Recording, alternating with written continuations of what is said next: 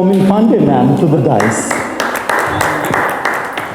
We are also meeting Aditya, I'm the curator of Saree Shastra exhibition. I also cordially welcome Sanjay Kumar Manjul sir. He is Additional Director General to Archaeological Survey of India. Please. I wish to cordially welcome Jyotsna ma'am. She is the communication head of DS Group. Ma'am. Wherever you sit, चले जाएं? I wish to cordially welcome Sikha Azmira ma'am to the dais. I wish to cordially welcome Arvin Manjul ma'am to the dais. Please ma'am.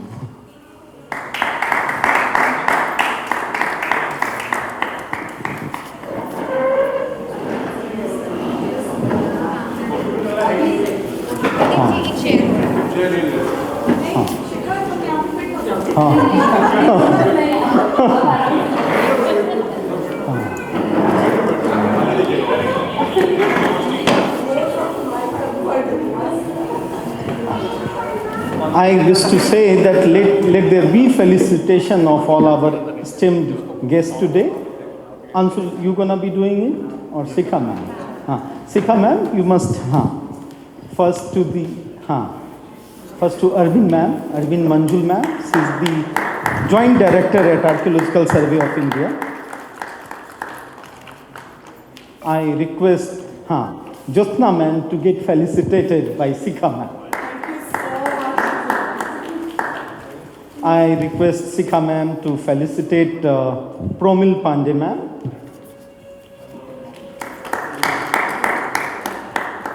I request Sikha ma'am to felicitate my guru, Sri Sanjay Kumar Manjul sir.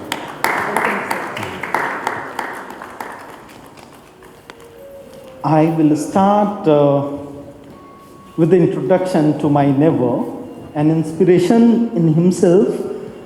Let me get into art history first. His discovery is well known worldwide. He has discovered Shanauli Ratha, the chariot at Shanauli, which has already questioned lot of Western canon of history.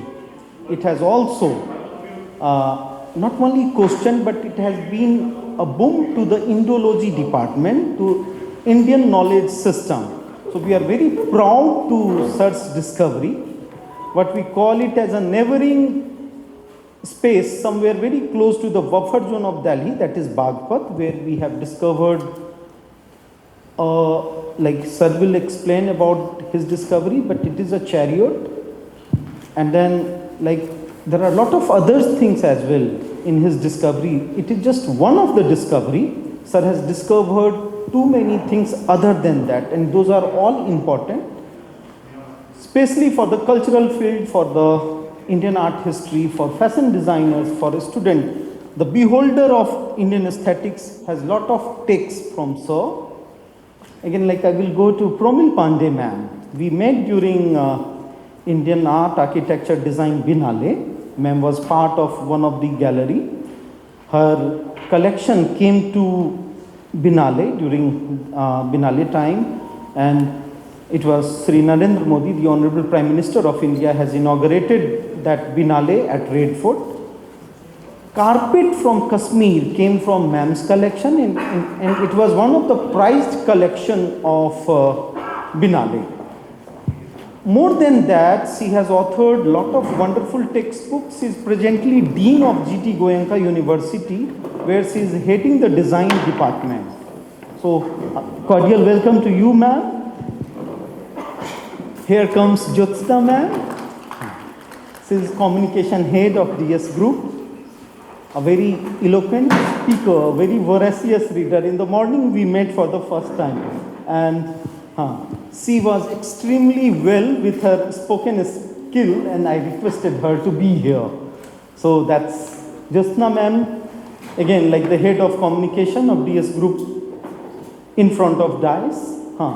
We have Sikha ma'am, like it is her brainchild, the whole exhibition. Saree Shastra, the very term as well. I'm so thankful to her, like even her collection, her way of seeing sari as an something which is very aura, which has every sari is different from each other. The very handiwork, the craftsmanship that goes with each sari makes it unique. Walter Benjamin, again I will go to the context of art in the age of mechanical reproduction. Each product that you see is a canvas in itself. So thanks a lot, Sikha ma'am, to see each sari as an artwork. Again, we have Arvin Manjul ma'am, she is the joint director ESI.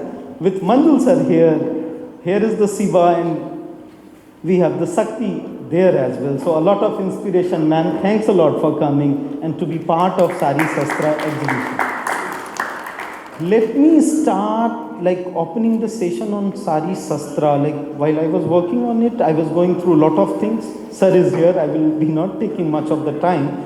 But there was a lot of things in Upanishad and Vedas where it is a saying that how stitched and non-stitched cloth, how stitched is not auspicious, how unstitched cloths are so auspicious that we still prefer dhoti and sari in all our auspicious time. Whether it is some ritual, whether it is some religious function, whether it is some of the best moment of our life. If we are entering some garbhagriha, we always prefer something which is unstitched cloth.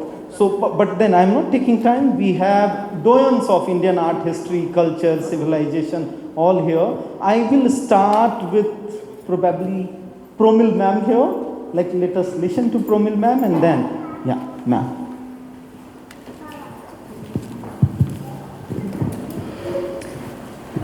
First and foremost, I would like to thank Mr. Aditya Jha for inviting me, and thank you for enabling me to be part of this very illustrious, eminent panel of speakers. I don't know whether I'm going to be able to do justice from the historical Vedic Upanishad perspective, but yes, coming from a textile background, I would like to further reiterate that not just saris have been clothing or have been part of our cultural, tangible heritage since antiquity. Whether you look at figurines that were in the museums from Mohenjo-daro, even if you don't say that they were saris as we know them at the moment, but they were draped clothing. And the clothing or the yardages, like Aditya sir just mentioned, were largely seen as pure clothing which could be worn for ritualistic purposes and of course to drape the body. So typically one of the most famous figurines from Mohenjo-daro is what is recognized as a priest's figure, right? So typically a lot of artisans also stake claim. Ajrak karigars like to call it a shawl that is printed with Ajrak print, typically because of the motifs that they can identify. Then it is also referred to as perhaps a cotton drape. Unfortunately, I would not be able to verify that claim. Maybe sir may be able to verify that claim because, you know, as archaeologists, they may have come across fragments that would further establish and determine whether it was cotton or whether it was some other material. That notwithstanding, textile in India has been perhaps the most continued, unbroken tradition. We, for the longest time, not only did we weave our own fabrics for draping ourselves, but pre-industrial revolution, we were draping the world. We were exporting fabric and textiles to Europe. It was being used as currency. We were able to trade, it was used for trading metals, it was used for trading spice. So this is not something which is a recent development.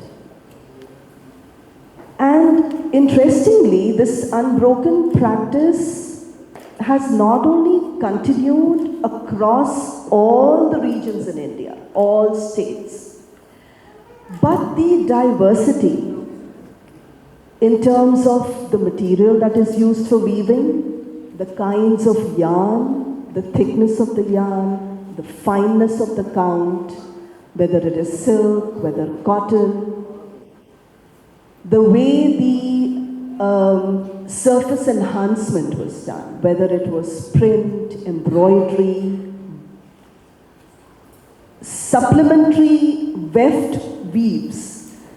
These were all very distinct methods of patterning the textile which was used as saris. Then the lengths of the saris also varied. You had 6 meters, you have 9 meters, and each region also had a distinct way of draping it. So the manner of draping typically reflected the kind of occupation that the woman needed to carry out. So this is such a unique piece of clothing that even today, the way we drape the sari, I mean typically it's referred to as the niri drape, we continue to wear the same sari in more or less in a similar manner. And I don't see it going out of practice anytime soon, because the younger generation has now started adapting to wearing the sari, and they've started wearing such smart blouses to make that statement. And whether the women or the young girls who are, like even in this group today, I see young girls wearing a sari. And it is one piece of clothing. It doesn't require a specific fit. So no matter what your size, you will always be able to drape a sari and make you look most elegant. No European piece of clothing can do that. So I'm a big fan of saris. So therefore, I think I am going to be always very vocal about promoting saris. I wear saris to work every day. I do not, I'm just one of those people who don't like to mix it and urbanize it and call it something else. Simply, one of the reasons for that is there is enough of appropriation happening in the world. We don't want to enable that further. I'll give you an example. There is this, everyone is aware of these Kani Jamdani shawls. I know I'm digressing a bit from the Saree Shastra thing. But these Kani Jamdani shawls were the shawls that made Kashmir famous. These were the Pashmina shawls that had become a rage in Europe. They were not only imported, but they were then cut up into small pieces, converted into catalogs that were distributed amongst the manufacturers in UK so that they could copy those shawls. And it took them 100 years to do that. So it's not easy. Our saris are so unique, our textiles are so unique, our handloom textiles are so unique, that it was not easy for the Europeans to copy those shawls. However, when the jacquard loom came into being, they replicated these shawls in a town called Paisley in Scotland. Today, Paisley has a museum that they are dedicating to these Kashmiri shawls. They call them the Paisley shawls because the shawls used to have a motif which is traditionally called the badam or the keri. And because these shawls were woven in Paisley, they took on the name of Paisley. However, we all now refer to the Paisley as a Paisley. हम कितने लोग अम्बी बुलाते हैं उसको, हम कितने carry बुलाते हैं. We call them Paisley shawls or we call them Paisley motif. Please correct me if I'm wrong, those of you all who are studying design. Okay, any Ambi motif is referred to as a Paisley motif. An original motif appropriated from our Indian textiles and now popularized under a different name, which is not indigenous to India. So to the young people, I urge you all, please be careful about how you promote your own cultural heritage. It is extremely important. Very recently, there was this whole Prada slippers scandal that all of you all are aware of. Okay? If you do not take ownership of your heritage, nobody else will.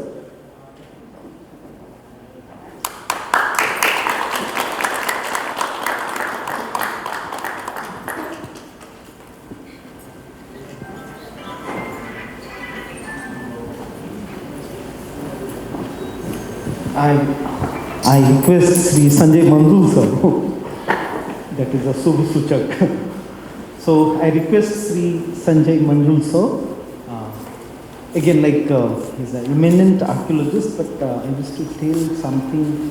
When John Marshall discovered our Harappa site, there's a wonderful saying on him that when he came to India was very fresh to him. But then when he left India 5,000, at least 5,000 years old. So he became 5,000 years old just through John Marshall's discovery. I will say, sir, that his discovery of Sanoli made us not only ancient but very proud, because for the first time in Asia, such discovery was right here within the very buffer zone of Delhi. You have something called a chariot. Again, there are a lot of other things being discovered by sir. There are a lot of things related to Saree as well, because the archaeological discovery is not just digging, because there are a lot of symbols, there are a lot of iconography which are meant to be studied in detail. So a lot of discovery which is sacred, a lot of discovery which is profane, a lot of discovery which is kind of religious, maybe a lot of discovery which is grotesque in nature, but it is all, now we will be so proud to have sir's own word. So I'm giving mic. Yeah. Thank you very much, Aditya, for inviting me in such a wonderful, along with such a wonderful panel. And because I'm a student of archaeology, so I will talk a little bit of early finding of impression of cloth, the weaving instruments, equipments, and right from at least 5,000 years back. First of all, as Aditya told me, just tell about your discovery. So I'll just a little bit of about the Sanoli, and also I have excavated Rakhigarhi last 4 years, and many more Harappan site in Indian territory, particularly Binjore, Rakhigarhi, and other sites also. And not only the Harappan site, but I have excavated in Bihar, like Vaishali, and also UP, 2-3 sites in UP and Haryana, Punjab, almost across the India. So I try to understand the Indian culture in the light of our excavation, finding of excavation. We all know Harappan priest king, as ma'am said that if you see closely in Harappan, wearing of Harappan priest king, it's one cloth like sari, or you can call dhoti. Both are the same actually in early days, sari and also the dhoti.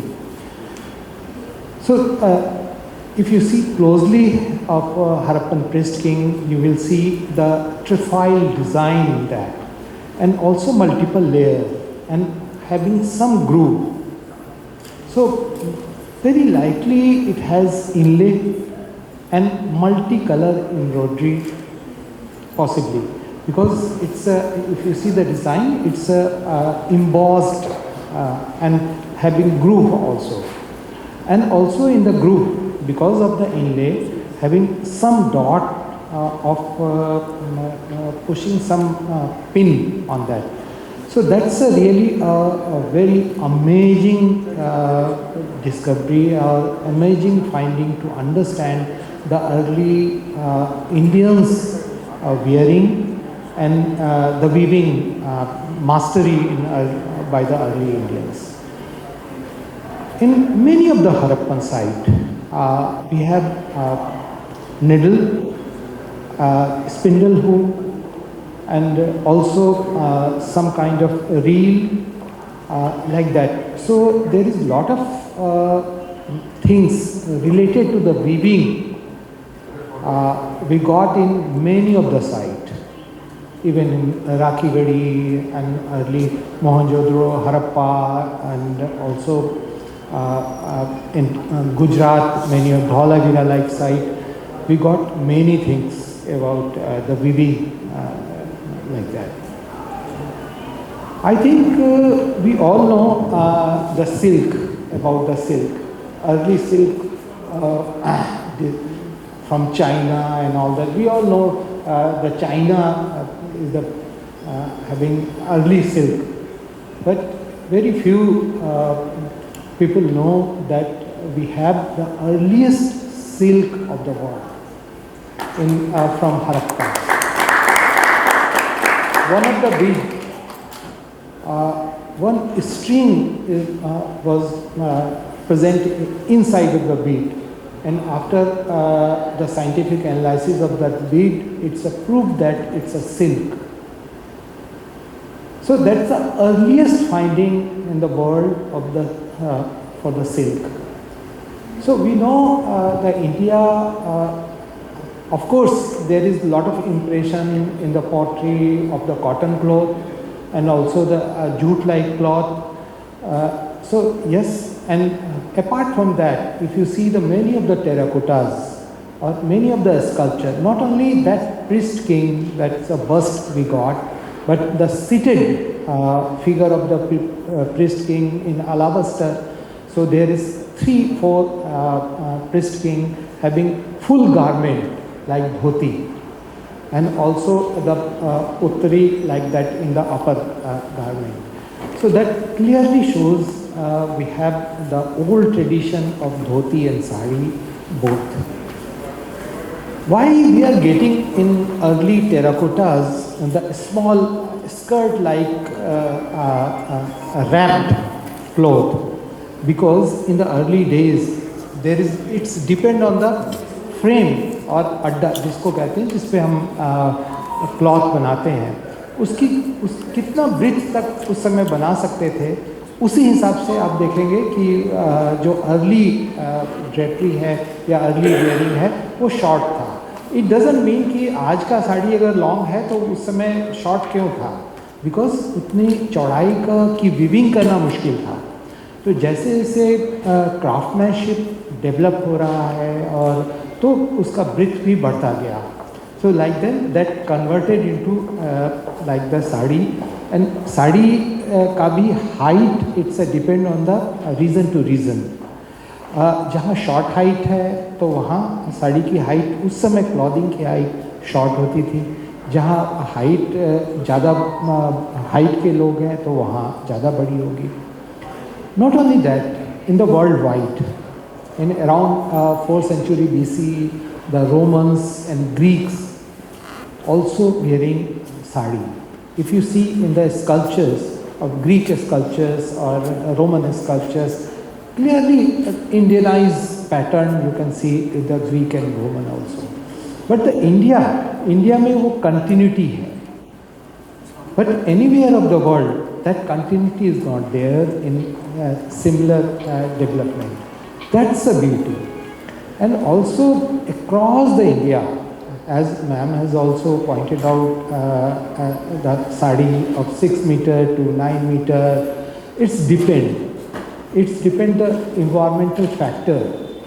Like in Maharashtra, having the different ecological zone, and then other reason, every ecological zone is responsible for the wearing of the sari or wearing of the cloth.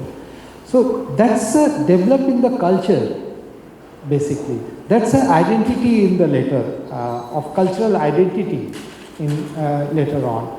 So sari, and we all know the rituals. Rituals doesn't mean the one or two occasion of ritual, the entire ritual. In the last rituals, also having some kind of cloth like जिसको हम कफन कहते हैं. That's also, it's essential. So that's a very, very interesting understanding of how Indian culture is having importance of sari and dhoti everywhere, in every culture across the different region.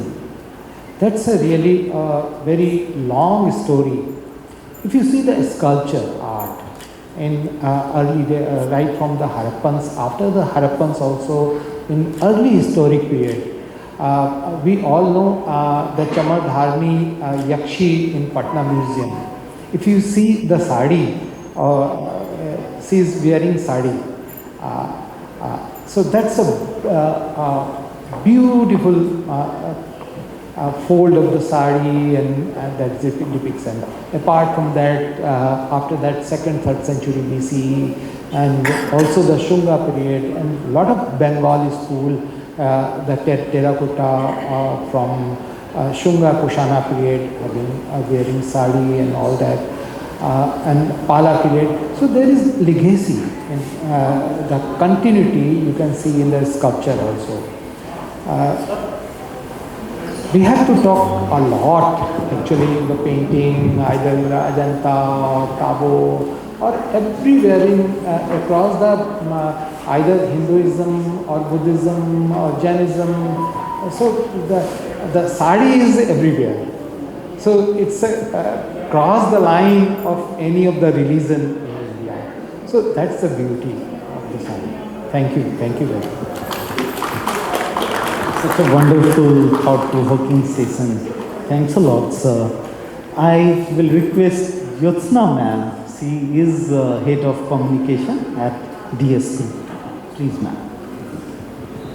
Thank you. And just adding to what ma'am and sir has said, in fact, sir has worked with Bagpati said, and a very relevant example came in where we were working with about 7 villages in the Bagpati district, where we are trying to help the women farmers by integrating a mask into a sari, because the women farmers are prone to a lot of the pesticide when they are putting in pesticide, when they're working in the farm, when they're doing normal farming, and their usual attire is the sari. So how to weave in a mask into the pallu of the sari so that you keep the cultural, I mean, it just weaving it into their culture. So I just thought I'll bring it to your notice. But if I was to ask, and whatever you mentioned when it comes to, history and legacy and culture,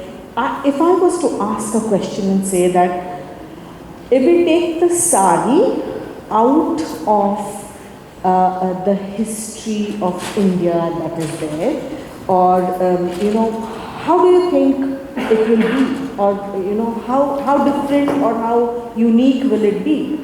Because the sari at the end of the day is a part of our culture. Or I would say, adding to what Sir said, it is probably one of the most democratic archives that we have. It carries geography, mythology, ecology, economics, politics, women, probably resilience in some form or the other. And I'm born and brought up in Bengal, but I belong to Orissa, so I'll give you examples which will be more to do with Bengal and Orissa. See, if I'm correct, ma'am sari is a Jamdani sari. Now, a very pertinent question if I was to ask you. Now, Jamdani to you is part of what? It is part of Bengal heritage culture. UNESCO has recognized it as part of the Bengal tradition. It is very ethnic. It is considered ethnic, dignity, self-recognition of Bengali women. But historically, it belongs to Dhaka, Bangladesh. So, how do you do this conversation when there is partition? Post-partition, it belonged to Bangladesh. But it is part, heritage-wise, culturally, it is part of Bengal tradition. So how do you bring in that concept? How do you bring in those, conversations into saris that are there? At the end of the day, culturally, if you look at it, it is part of Bengal tradition. But they are subject to politics, to partition. Who does it belong to? At the end of the day. Now look at very simple things like, say, ma'am talked about, even sir talked about, historically what has sari been a part of. Say, look at sari at the end of the day is how it has evolved, if you look at it. 1905 was early 20th century, when there was non-partition movement of Bengal when it happened. Then you had Basanti Devi, who went in for it. It was also the time when there was Swadeshi movement. How did they bring about the conversation? What did they do? Sari became a form of you're giving up foreign goods, etc., bringing in indigenous industries. So you are talking more about your own cotton, your own products that you're going to wear. So sari became a political statement to make. Then look at, early 19th century, when you had Gyananandani Devi, who was, she transformed the way the sari was draped. Traditionally, like Sir said, it was one piece of cloth which was draped around. Whether the woman wore it as a sari or the man wore it as a dhoti, it was one piece of cloth. And I come to, its relevance in Bengal, to Orissa, but in Bengal, what happened was, she brought in, because she had an exposure to Maharashtra and Mumbai, she brought in the concept of modern way of wearing the sari with a blouse and a petticoat. And she introduced it in the society more because women were then coming out and being or taking part in the various conversations that were happening with regard to the freedom movement, etc. So it was a statement to make. So modernity with women, how do you define that as you move forward? So it obviously became a statement to make. So she taught them. So I think she got an exposure to the Parsi way of wearing the sari, the Gujarati way of wearing the sari, and she introduced. But I remember my great-grandmother from our paternal side only draping one piece of cloth which was there, which was more to do with, you know, so I never saw her ever wearing a petticoat or a blouse. I don't remember that at all. I mean, in my very, you know, in my early life. And also I would say that bringing that context into Orissa, Khandwa is a very traditional form of textile sari, which is to do with temple wear.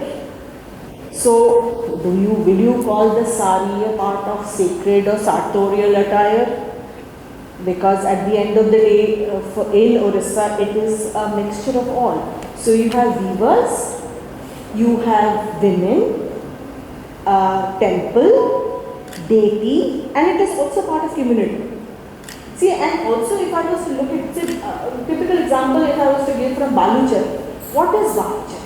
The pallu was nothing but a mythological weaving of stories which were from Ramayana and Mahabharata. So you had the courts, you had court stories that were there. So the craftsmen at that point in time were storytellers also, beyond being weavers. So lots of stories in and around the various saris that we have. And if I was to cut to today, as ma'am said, women are wearing saris in more modern ways. I think while we are talking about saris, the culture, the relevance, the civilization, how it's adapted over the years, I would say that it's time that we, you know, our children have grown up in the age of Instagram. You know, when you didn't have a TV, a television or an Instagram, it is through the sari that a lot of stories were being told. Stories, I would say that a lot of saris are a woman's autobiography. You know, people when you're asked about a sari, they'll say, this was the sari that my mother gave me, it belongs to my grandmother, first sari that I bought with my salary, first sari that I wore to a boardroom meeting, whatever, you know. So there are lots of stories associated with the sari, but taking it for the next 100 years, how do we make it relevant for the next generation? Today you see saris being worn with tops that are there, traditional tops with sneakers. So it's not only why I must say that, yeah, we need to preserve the culture, but at the same time we need to also adapt and move forward so that the next generation is also enjoying it, and they are beautifully enjoying it. I think, you know, lots of times I would not have traditionally worn, you know, one, say, an cut top with a sari, but it does look nice and it looks equally elegant. So why not? So I think that's how I would look at it, is how do we take that cultural relevance, make it adaptable and make it relevant for the future also. Thank you. It's Arvin Manjul ma'am, the Joint Director, Archaeological Survey of India. Joint Director General of Archaeological Survey of India, to have the words of wisdom. Thank you. Good evening. As I am the last minute edition of this panel, so thank you for inviting me in this beautiful panel. And I just add one or two things. Already Sir has told about the antiquity of clothes or designing and other things. So the earliest evidence of cotton we found from Kalibanga or even Mehergarh also. So it's around 5000 BC. So if we can say 7000 years before we have the evidences of cotton, and we are using the clothes. So the antiquity of thinking about the clothes or dresses is very old in our tradition. And as far as not only the clothes but also the designing, so we were using inlays. We found the inlay pieces in our various sites, various shapes and sizes of inlay, like we use the mirror. So we are using the various shell inlays or various type of stone inlays. So we are using the inlay or pieces for designing of our clothes also. Even we have evidences of dyeing of clothes from Rangpur. So the designing, the clothes, the various things, we have very old traditions in, and one more thing that the unstitched cloth, we have a continuity of tradition. So we have still the tradition of unstitched clothes. So I want to mention the Chhat Puja. In Bihar, we still using the unstitched cloth, only a sari. The devotee wear only a sari or a dhoti for performing the Chhat Puja. So we have traditions. We are still continue in our mind or in our society the same traditions. And ma'am said, rightly said that we are again using the sari, and sari is a very beautiful dress. I personally like it's. I feel good to wear a sari. So and yes, it's in our freedom movement or in our other things. It's a sari, or a sari is not just a cloth. It's not a cloth. It's a thinking. It's a social thinking.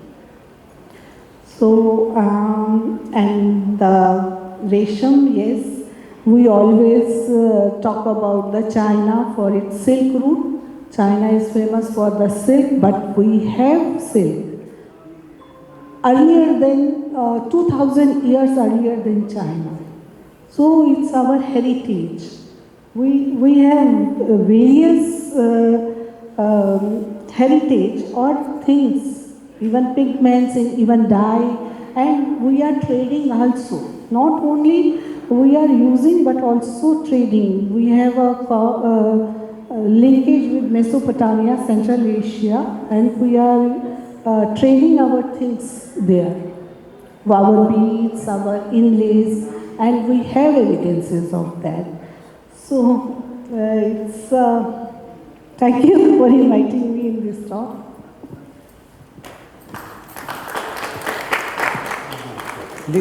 Before Sikha ma'am's thankful session, I will just summarize some of the context. Promil ma'am talked about the colonial time, how the nation got trapped.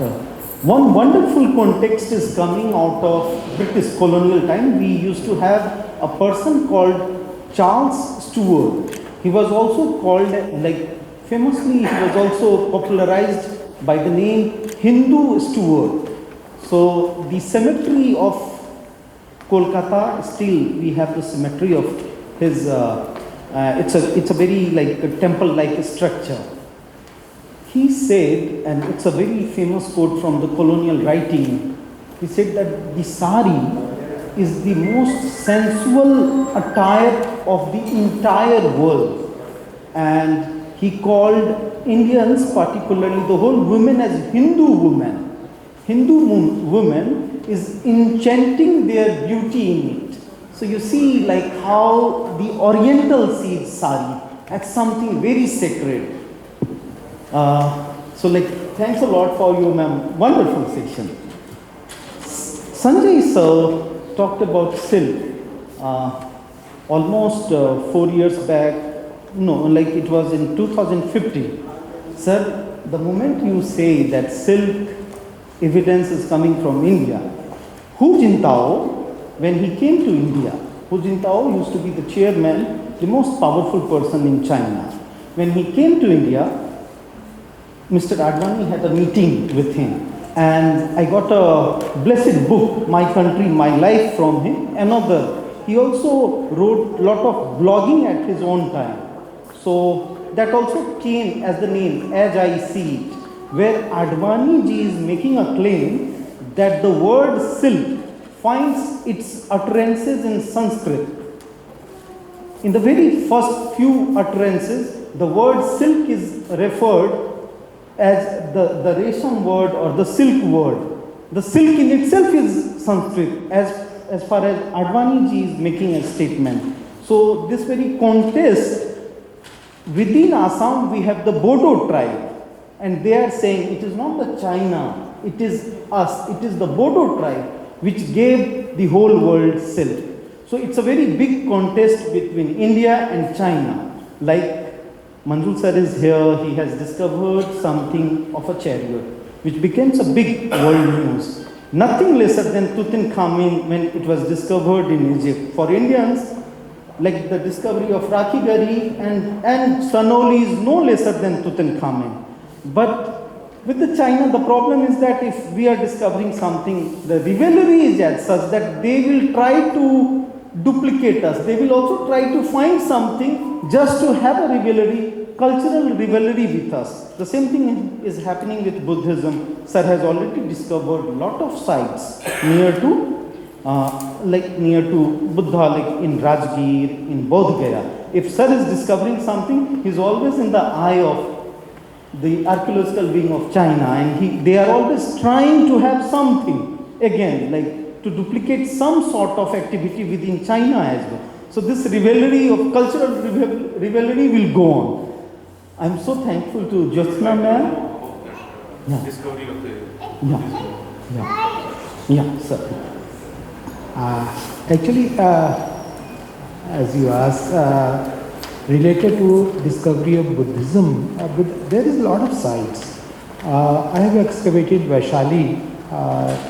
That site revealed very good evidence right from 800 BCE to the continuity of the site and also the nearby, we all know the Ashokan pillar and the Stupa site, and the entire area is called, in early days, it's a Likshvi Ganraj. And Likshvis, the sacred tank of Likshvis, and also the relic, Buddha relic found in the Vaishali also in that site. Apart from that, Rajgir and Nalanda and the whole chain of entire area having the Buddhist remains right from the early days of 5th century BCE to later on. But I visited China once. Actually, they have invited for the lecture, and they have shown a lot of Buddhist sites there in China also. The caves having the Buddhist sculptures and all that. They also try to claim Buddha is from the China itself. So, rightly said that. And also, China got chariot in 1200 BCE, but we have 2000 BCE, the earliest physical remains of the chariot in India.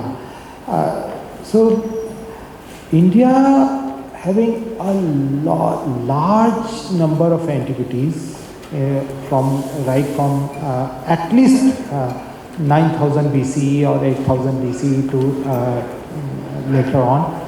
Earlier that, yes, there is antiquity, but that is the Paleolithic or Neolithic phase.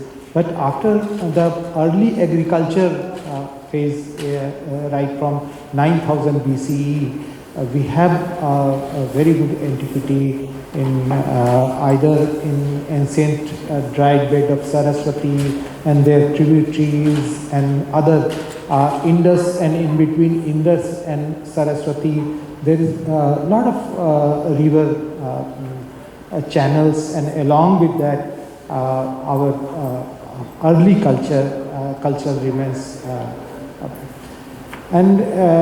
But Actually, culture is not linear to particular area itself. The contemporary Ganga Yamuna Dwab and other river valley also having culture either in the south and north and across the country. So sometime we have to understand the parallel development of culture across the length and breadth of the Indian subcontinent. Why I am saying Indian subcontinent? Because it's a very latest phenomena to Bangladesh and other Pakistan and all that. It's a combined India. So if you see the craftsman's understanding, either in the weaving or development, and along with the other development like making of jewelry, making of semi-precious, cutting of semi-precious stone, rock cut architecture, brick architecture, mud architecture, and timber architecture. If you see in every field, there is diverse understanding of Indian culture and development across the first rock cut architecture, like in Barabar cave in Bihar, if you see the acoustic of inside, the polishing of inside, that's amazing. The hardest rock, you can see the mirror finish. So you can see your face in that. So how they have done the polishing in 3rd century BCE. So amazing craftsmanship in India in every field. Particularly, sari is related to aesthetics also. Indian culture having a lot of aesthetics. So wearing of sari in every area having its own aesthetics. And it's amplify the personality of the woman or why, and one question always in my mind, why sari, women wearing sari is having more continuity than the men. Men also having the same time dhoti, but it's a little discontinue very rapidly. But sari is rapidly taking new place in Indian culture. So it's because of the aesthetics. So in dhoti, we are very stagnant in aesthetics, but the sari having a different kind of taking new understanding, new change of wearing also. And second thing, the movement, males having various movement across the country. Now scenario has changed, men and women equally moving everywhere across the world. But if you go back in 50 years back, women is not moving like the men. That is also having the continuity in the women more in culture aesthetics than the men. So there is a lot of area to understand how culture continue in which area and how culture change in particular due to the need of the society, due to change of the society. There is a lot of changing scenario in many ways. Thanks a lot, sir. But I will move to Jyotsna ma'am. She talked about the women as agriculturists in the paddy field and all. You see that picture, women bending, like that is by P. Saina. He calls it as the eternal bending of women in all the walk of life, whether it is their household thing, whether they are going to paddy field, whether they are having the grazing of cattle or something. So this eternal bending is also happening for thousands of years. So P. Saina has own sort of lot of kind of statics where he's saying that women are not credited. It is the man who is taking all the credit.